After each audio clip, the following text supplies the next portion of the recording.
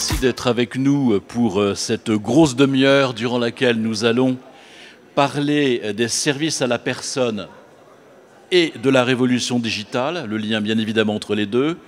Et pour cela, je voulais présenter donc les participants. Stéphane Bertin de Dôme. Bonjour. Arnaud Dugluet d'Arche MC2. Bonjour. Et Paul de la Prelle, Âge et Perspective. Bonjour. On va peut-être commencer tout simplement par un constat qui va nous servir de fil rouge, en fait, c'est que les seniors sont de plus en plus connectés. Alors quand on parle de connexion, on ne parle pas forcément de choses extraordinaires, mais tout simplement d'une tablette, d'un smartphone, et que, à l'évidence, ces instruments qui servent à beaucoup d'autres choses qu'à téléphoner sont aussi la possibilité d'améliorer le quotidien des particuliers, le quotidien des usagers, des clients, on verra la différence, et aussi ceux de la famille. Et donc, cette interaction, nous allons la regarder en détail. La première question, je la poserai à Stéphane. Dôme, on l'utilise de quelle manière et surtout pourquoi? Quel est en fait son mode d'emploi et son bon mode d'emploi? Alors, je vais vous refaire une petite présentation rapide de Dôme. Dôme est une plateforme qui agrège des informations relatives au domicile. Donc, on utilise les systèmes d'information des structures d'aide de soins et de services à la personne qu'on agrège sur la plateforme Dôme, et on permet, au travers d'une application web et mobile, d'accéder à ces informations pour les personnes aidées et les aidants. Il y a un deuxième point important, c'est le partage d'informations. Donc on peut venir sur la plateforme, si on est professionnel de santé, professionnel dans le social, venir consulter et partager des informations avec les structures de maintien à domicile et de services à la personne. Et donc on met à disposition une application qui est très simple d'emploi pour les seniors, et puis également des fonctionnalités dédiées aux aidants, qu'ils soient familiaux ou professionnels. Et quand on est équipé de cette manière, c'est exclusif ou il y a un partage qui est possible avec d'autres applications, d'autres services? Alors, effectivement, Dôme permet aussi d'accueillir sur sa plateforme, via son API, des dispositifs partenaires, tels que des tablettes connectées, des assistants vocaux, des systèmes de téléassistance, puisqu'on détient un certain nombre d'informations qui intéressent les téléassisteurs.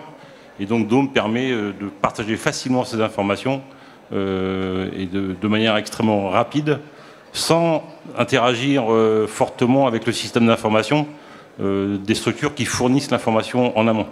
Donc ça c'est important, c'est qu'on sert aussi de plateforme d'intermédiation pour des dispositifs dédiés aux seniors. Arnaud, lorsqu'on parle de connexion, on entend une connexion avec les siens, c'est-à-dire dans sa famille, au quotidien, puis aussi la connexion avec l'extérieur. Comment fait-on pour pouvoir, j'allais dire, donner accès quand c'est nécessaire à certains et ne pas donner accès à d'autres si on le souhaite? Comment établir une fonction, enfin j'allais dire une frontière plutôt entre l'intime, le personnel, et puis le nécessaire et le travail? Alors, avant toute chose, quand on parle de seniors, quand on parle de vieux, être vieux, c'est pas forcément être dépendant. En France, il y a 1 200 000, 1 300 000 Français dépendants, dont à peu près la moitié à domicile, le reste en EHPAD.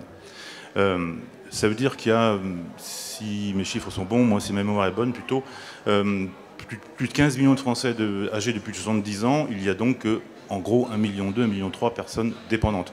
Les autres sont des seniors, comme on dit aujourd'hui, actifs. Et des seniors qui sont, comme vous et moi, d'ailleurs c'est quoi un senior? Et on pourrait faire une émission là-dessus, qui sont comme vous et moi, en train d'utiliser leur smartphone, plus ou moins bien, plus ou moins de manière approfondie, mais qui sont en train d'utiliser. Donc ça c'est une vraie révolution. Aujourd'hui, je regardais les chiffres encore ce matin, en pratiquement 3 ans, c'est 19% de plus de personnes, de Français âgés de plus de 70 ans qui utilisent leur smartphone. Donc aujourd'hui, les chiffres, c'est 59% des plus de 70 ans qui ont un smartphone. C'était 40%, je crois, il y a 2 ou 3 ans. Enfin, ça va donc très vite. C'est une vraie révolution, et à mon avis, c'est une révolution que le secteur n'anticipe pas encore. Pour ce qui est des données, en fait, on va avoir plusieurs flux de données. Mais pour les personnes prises en charge de manière un peu plus lourde à domicile et pour faciliter le partage de l'information entre la structure, le proche, ça peut être les enfants, ça peut être la personne qui accompagne la personne prise en charge, ça peut être un voisin, le proche va échanger des informations avec la structure. Mais s'il y a des informations médicales qui sont échangées, bien sûr tout ça est verrouillé par des mots de passe ou par même un accès sécurisé dédié au personnel de santé. Donc ça, on valide. Mais l'information, elle doit circuler, et aujourd'hui, elle ne circule pas ou peu entre le proche, le senior et la structure qui prend en charge. Il est quand même fantastique que si vous avez des enfants à l'école, vous avez leur bulletin de notes sur le smartphone, mais si vous avez vos grands-parents à domicile, vous ne savez pas ce qui se passe, vous ne savez pas si ça va, et vous allez savoir qu'ils rentrent à l'hôpital une fois qu'ils vont aller de sortie, en gros. Mais c'est ça qu'on veut combler, et c'est ça qu'il faut combler, et c'est ça que le secteur, c'est ce sujet-là dont le secteur doit s'emparer. D'ailleurs, une anecdote qui va tout à fait dans votre sens, quand Michel Delaunay était ministre, elle m'avait raconté qu'elle visitait un EHPAD avec son directeur de cabinet, et il y a un papy qui attrape le directeur de cabinet et qui lui dit « Venez voir, j'ai à vous parler ». Et le directeur de cabinet se dit, bon, ils vont encore me parler de la cantine ou des trucs qui vont pas, ou etc. Et en fait, quand il est revenu, il a dit à la ministre, je me suis fait engueuler parce qu'ici, on n'a pas la 3G à l'époque. Donc, je ne peux pas travailler. Donc, effectivement, on a là véritablement une révolution, d'ailleurs c'est le terme aussi, le thème de notre rencontre, une révolution digitale dont on a du mal encore à comprendre toutes les possibilités. Alors Paul, justement, le digital, ça change quoi? Pas seulement dans le quotidien, j'allais dire, des usagers ou des clients, il faudra qu'on fasse la différence entre les deux, c'est pas tout à fait la même chose, et en même temps dans l'organisation du travail avec les auxiliaires de vie, dans cette interaction entre la personne qui est en perte d'autonomie, pour dire les choses simplement, et puis son milieu d'accompagnants professionnels et puis même familiaux d'ailleurs. Alors c'est peut-être important de préciser que nous on est un service d'aide à domicile exclusivement dédié aux personnes dépendantes, présent essentiellement à Lyon, Paris et quelques villes en France avec à peu près 600 auxiliaires de vie. Donc effectivement le digital pour nous c'est un vrai sujet. À la fois on peut en parler sous deux angles. Il y a un angle qui est vis-à-vis de nos usagers et Dôme en est le principal outil. L'autre angle, c'est également la manière dont on travaille avec nos assistantes de vie. Donc c'est vraiment ces deux aspects-là. Vis-à-vis des usagers, c'est essentiellement pour améliorer la communication. Vis-à-vis de nos auxiliaires, c'est également pour améliorer la communication, mais pour fluidifier notre organisation aussi. Comment ça se passe quand on est auxiliaire de vie? On remplit des petits carnets, on appelle, on dit voilà, c'est fini à telle heure, je m'en vais. Concrètement, ça se passe comment? Très concrètement, si vous voulez, elles sont équipées d'un téléphone mobile, d'un smartphone.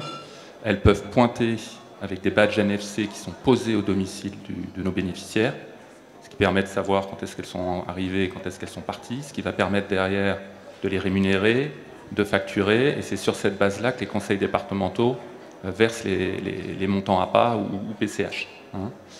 Ça, c'est le premier objectif. Le deuxième objectif, c'est d'avoir un planning parfaitement à jour, puisque dès qu'il est modifié dans le système d'information, il est très rapidement communiqué sur les téléphones des auxiliaires de vie. Et c'est également, demain, on est vraiment en train d'y réfléchir, avec le développement des équipes autonomes. Le but du jeu, je ne sais pas si vous avez entendu parler de toute cette volonté d'autonomiser, d'horizontaliser le travail de nos auxiliaires de vie, c'est-à-dire d'éviter cette communication vers les agences qui redescend vers les bénéficiaires.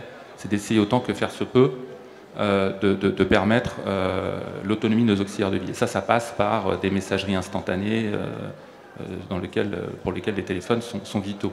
Et dernier point peut-être, on n'y est pas encore tout à fait, on réfléchit à la manière de le faire, mais c'est de remonter de l'information et des photos de ce qui se passe au domicile. Ce qui peut d'ailleurs être également partagé avec la famille. Typiquement dans la logique de ce que disait Arnaud, de transmettre de l'information aux familles. Arnaud? Une petite précision, par rapport à ce que dit Paul, aujourd'hui, des intervenants à domicile, les aides à domicile, communiquent entre elles. On commence à créer ce qu'on appelle des équipes autonomes, communiquent entre elles. Aujourd'hui, elles utilisent WhatsApp. C'est une filiale de Facebook.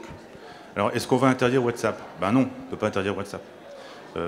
Mais par contre, il faut donc, à nous, avec des réseaux comme Âge et Perspective, à nous d'imaginer des systèmes suffisamment attractifs, d'usage facile et intégrés dans la solution pour que l'aide à domicile, l'intervenante, l'assistante de vie, comme tu dis, Paul, puisse directement renseigner ça sans se dire « Ah ben non, c'est plus simple que j'aille sur WhatsApp ».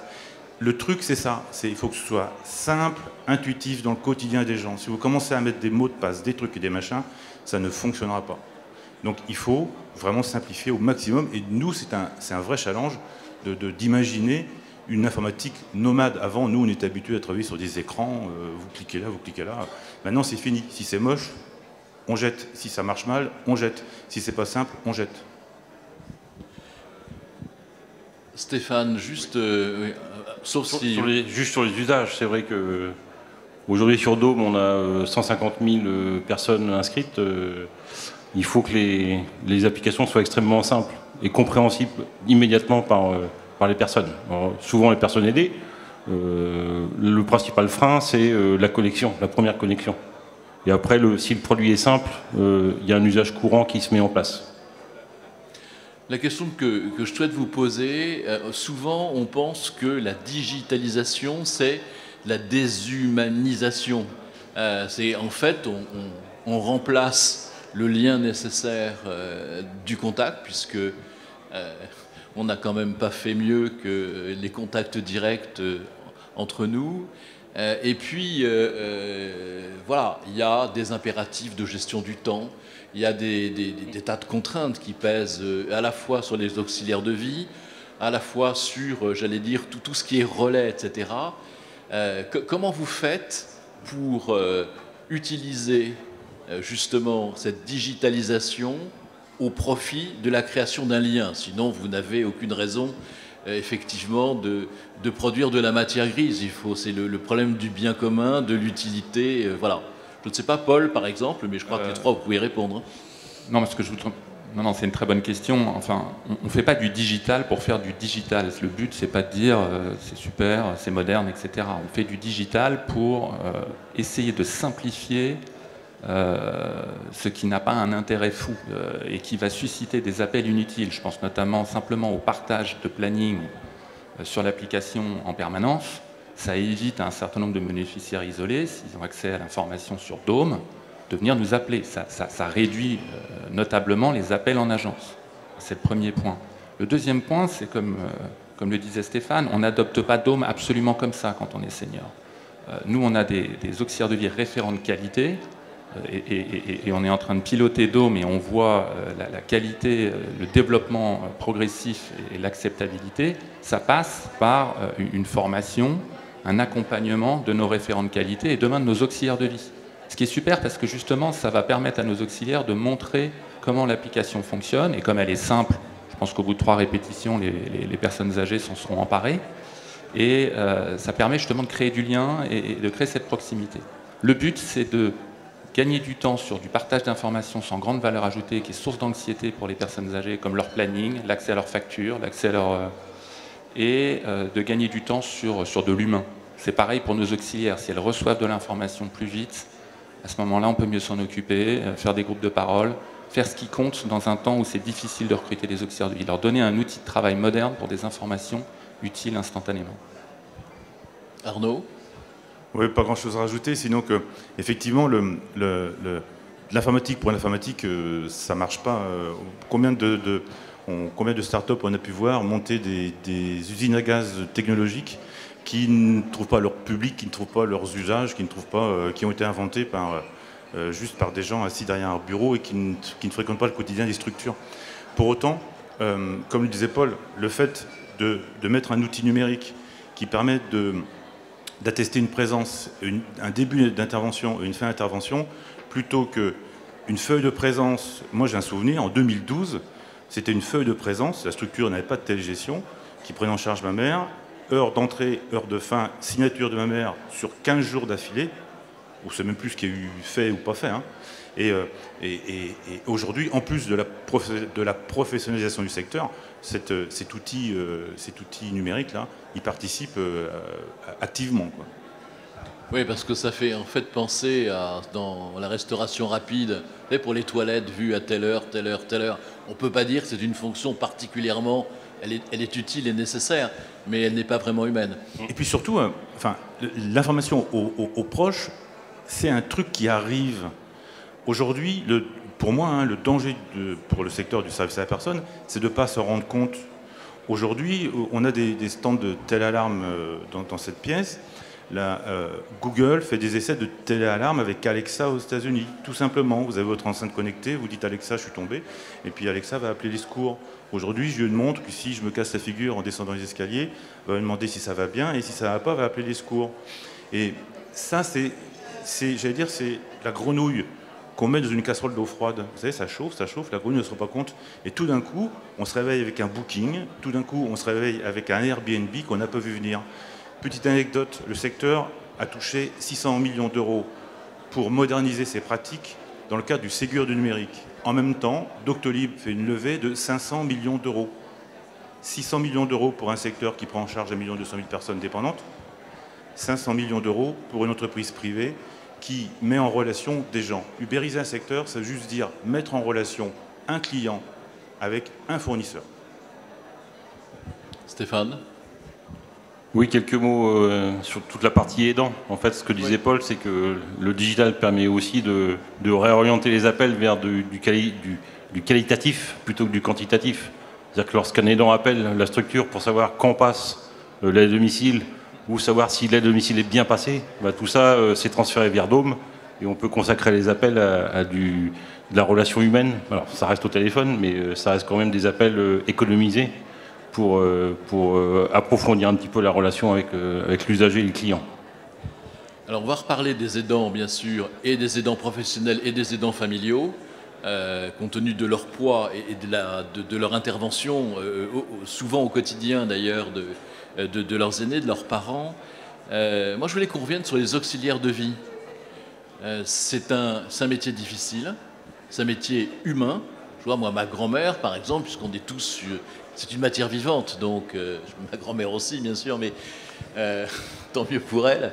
Non, mais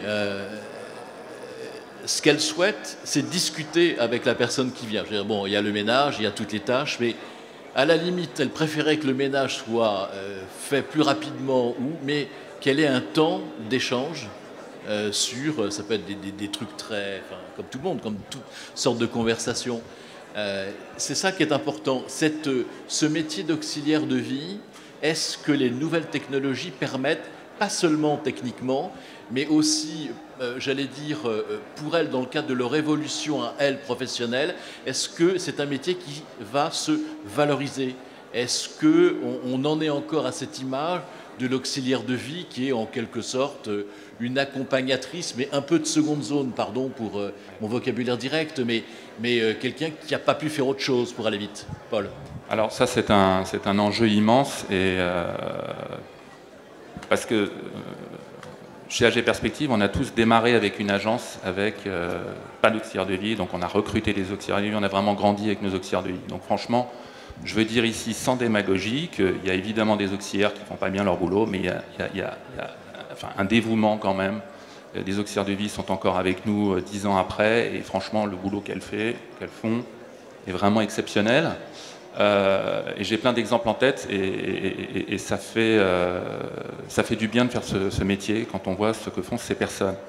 Alors, ce qui est intéressant, c'est qu'AG Perspective a été à l'origine des trophées des services à la personne qui maintenant se répandent un peu partout en France, et c'est une très bonne nouvelle. L'objectif des trophées des services à la personne, c'est précisément de mettre en lumière le travail que font les auxiliaires de vie, mais aussi les autres métiers du service à la personne, pour les valoriser et les mettre sous les projecteurs. Donc c'est une grande soirée qui est organisée, après des semaines de tests et de rencontres avec des candidates et des candidats qui sont présentés par des structures. Et si vous voulez, c'est les Oscars des services à la personne. Et ça, ce qui se dit là aussi est vraiment important. On a la chance d'avoir nos partenaires départementaux, la CNAV et différents partenaires qui nous aident dans l'organisation de ces trophées qui sont vraiment destinés à ça, mettre en lumière ces métiers qui ont été mis en lumière au moment de la pandémie, mais qui ont constamment besoin d'être mis en valeur. Et ce dont on a besoin aussi, c'est de temps supplémentaires pour former, accompagner avec des psychologues, des groupes de parole, des groupes d'analyse de la pratique, toutes choses que l'on fait aujourd'hui déjà chez H Perspective, mais qu'on devrait faire beaucoup plus si on en avait les moyens. Il y a beaucoup de temps mort dans ce métier, hein, beaucoup de temps mort. Si vous voulez, la difficulté, c'est qu'il faut s'occuper de personnes dépendantes et qu'en plus, on travaille essentiellement le matin et le soir et qu'on a des trous dans la journée. Là, on a parlé d'accompagnement. Oui. On a vu quel était votre rôle, en fait, plus que nécessaire. Mais est-ce que vos outils, les services, mais j'allais dire aussi l'ingénierie, les applications, permettent d'anticiper? On sait très bien, Arnaud le disait, qu'on est, j'allais dire, on est en perte d'autonomie, en devenir, si j'ose dire. À un moment ou à un autre, bon, vous pouvez boiter, vous pouvez avoir, et vous vous rendez compte que finalement, ça peut aller mieux, mais ça peut aller moins bien. Est-ce que on peut mesurer avec le digital, mais aussi avec, j'allais dire, la formation, cette anticipation pour toujours accompagner, mais pour devancer une situation? Je ne sais pas, Paul, Stéphane. Stéphane, peut-être d'abord. Oui, alors... Un aspect important de Dôme, c'est aussi de mettre à disposition des aides à domicile du repérage de fragilité. C'est-à-dire que qui mieux que l'intervenant à domicile qui vient tous les jours, tous les 2 jours au domicile, peut détecter ce qu'on appelle des signaux faibles. Hein, c'est pas des paramètres médicaux ou paramédicaux, c'est vraiment des dégradations des sens de la personne. Et donc on met à disposition sur l'application Dôme un outil de repérage des fragilités qui permet d'accélérer la prise en compte par la structure de ces signaux faibles. La structure reçoit une notification et peut mettre rapidement en place un plan d'action. Alors avec le médecin, avec la famille, avec le portage de repas. Et tout ça permet d'organiser plus rapidement que d'avoir des outils papier qui remontent ou des outils téléphoniques qui sont plus ou moins efficaces. Et en tout cas, on assure la traçabilité de tout ça. Donc savoir qui a détecté ces signaux faibles. Et en fin d'action, en fait, l'intervenante est en mesure aussi de recevoir le plan d'action qui a été mis en place par la structure, qui permet de valoriser aussi son travail. Oui, ça c'est un enjeu qui va venir dans un deuxième temps pour nous. Nous, on voudrait déjà que Dôme fasse le travail assez élémentaire de mettre à disposition les plannings, les factures, les attestations fiscales, etc. Mais clairement, l'enjeu derrière, c'est d'arriver à avoir un cahier de vie numérique. Aujourd'hui, il y a un cahier de vie qui est au domicile, dans lequel les auxiliaires notent ce qu'elles ont fait, ce qu'elles ont remarqué. Mais on ne peut pas dire qu'un outil papier au domicile soit extrêmement facile à partager. Donc l'idée, c'est vraiment de le faire via le téléphone, via une application, Dôme, et qu'ensuite ce soit partagé à la famille. L'autre élément important, c'est qu'on voit qu'avec le Ségur de la santé et toute la direction que prend notre métier vers ce qu'on appelle les services autonomie. Hein, on essaye de rapprocher les services d'aide à domicile avec les soins infirmiers à domicile.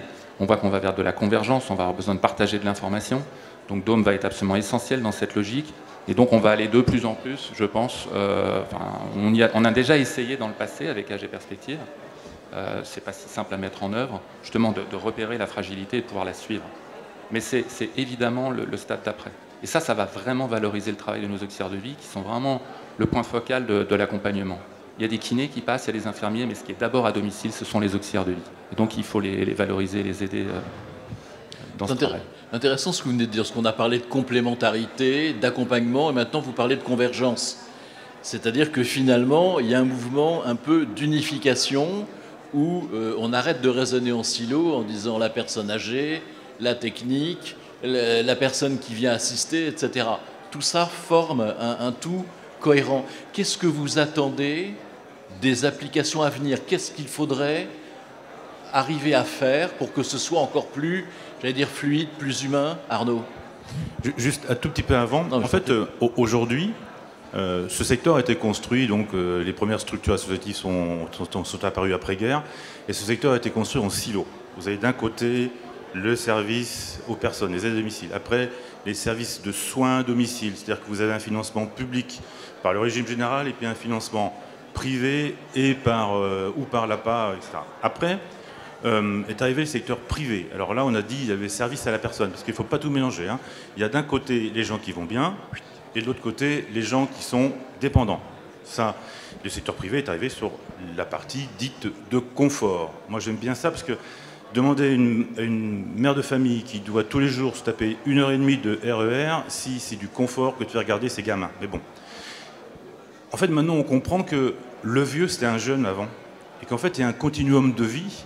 Et que quand vous allez chez le Toubib, ben c'est aussi vous qui revenez chez vous, qui avez besoin de manger. C'est aussi vous qui avez besoin de faire des courses. C'est aussi vous qui avez besoin de balader votre chien. Et donc, en fait, tout ça, on se rend compte que c'est de moins en moins des usagers, mais des clients, des gens qui veulent un service. Et tout ça se mélange. Et pour moi, l'avenir, le gros changement, c'est ça. Et aujourd'hui, il ne s'agit pas d'aller contre ce qu'on appelle les GAFA, Google, etc. Quand on parle de prédictif, si vous allez à la supérette du coin, vous allez regarder sur Google, il va vous dire quand est-ce qu'il faut y aller, quand est-ce qu'il ne faut pas y aller.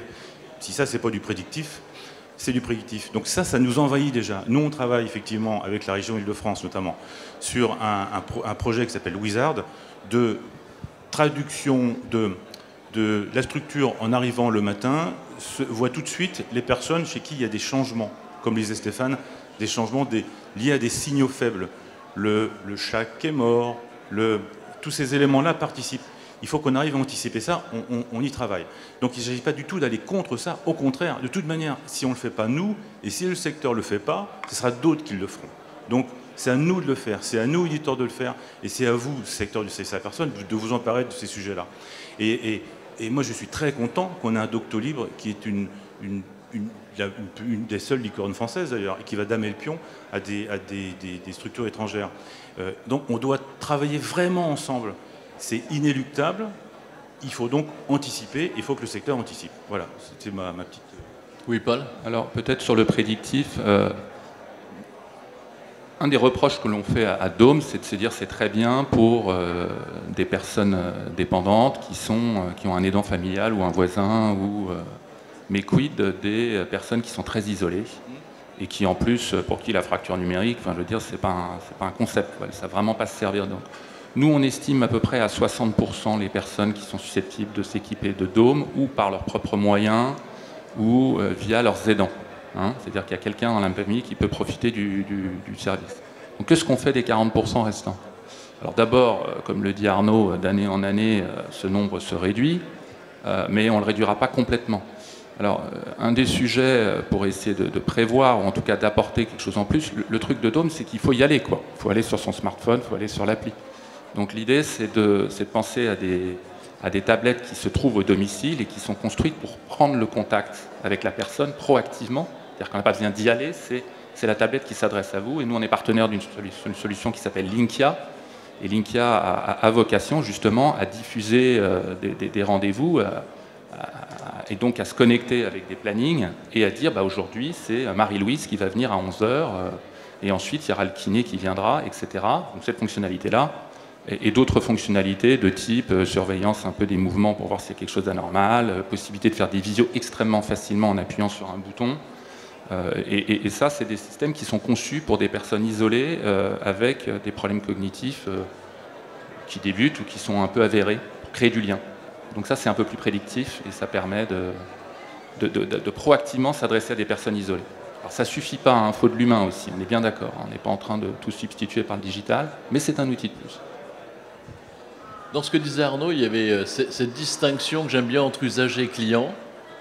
Alors généralement, usager, c'est plutôt sympa, hein, c'est-à-dire qu'on est en demande, mais finalement on subit. Et client, il y a aussi un côté péjoratif.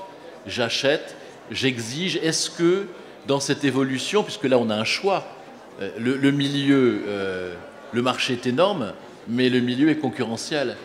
Est-ce que ça veut dire que demain la différence se fera sur le service et sur l'exigence justement d'être mieux accompagné? Tous les trois, ça sera la conclusion, donc vous pouvez prendre la parole bien sûr. Ouais, alors j'ouvre ce petit débat. Oui, évidemment, quoi. le vieux aujourd'hui et le vieux demain, c'est pas un vieux forcément dépendant. Alors oui, il y a les GIR 2 et 1, effectivement. Mais aujourd'hui, près de 50% des GIR 4, 3, 2, 1, c'est du GIR 4. Donc c'est des gens qui sont dépendants, mais faiblement dépendants. Jusqu'à GIR 3, on peut rester à domicile avec un bon accompagnement. Donc oui, le service et le fait qu'un usager devient de moins en moins usager, mais de plus en plus client. Un client, ça peut choisir et ça peut partir. Quand je prends une anecdote personnelle, j'ai pris mon abonnement Navigo qui a été prélevé 2 fois suite à une erreur du service. Là, je peux vous dire, quand vous devez vous faire rembourser, vous êtes vraiment un usager, vous n'êtes pas un client. Paul ? Oui, il y a clairement une ambiguïté enfin, ce que je veux dire, c'est que déjà, l'exigence de qualité et la concurrence, elle est là. Et d'ailleurs, moi, je la trouve très stimulante, personnellement. Enfin, ça nous oblige à être bon. Après, il ne faut pas que ça devienne excessif. Après, on essaie quand même de faire toucher du doigt à nos bénéficiaires que ce sont des humains qui viennent s'occuper d'eux et que la notion de service à la minute, c'est bien, mais... on a des niveaux d'exigence qui vont crescendo quand même, et qui parfois sont très déconnectés de la réalité. C'est un des boulots qu'on essaye d'apprendre à nos responsables de secteur, c'est cette belle intelligence relationnelle pour gérer tous les types de bénéficiaires, parce que nous on les appelle les bénéficiaires. C'est une belle appellation aussi, oui. Voilà. Stéphane. En conclusion, donc, pour moi, c'est... que les SAD comprennent les enjeux aussi des seniors qui arrivent, et donc qu'une structure ne dispose pas d'outils de partage d'informations, ne suivent pas la bonne voie. Mais ce que dit Stéphane, c'est très juste. Aujourd'hui, il y a une prise de conscience quand même du secteur. Nous, on équipe majoritairement les deux secteurs en présence, associatif, privé associatif et privé entreprise. Et même le côté privé associatif, aujourd'hui, il y a des vraies initiatives, il y a une vraie mise en cause de pratiques et une vraie modélisation des pratiques. Et ça, aujourd'hui, je vous dis, le vieux, c'est pas seulement un dépendant, quoi. C'est pas quelqu'un qui est dépendant, forcément.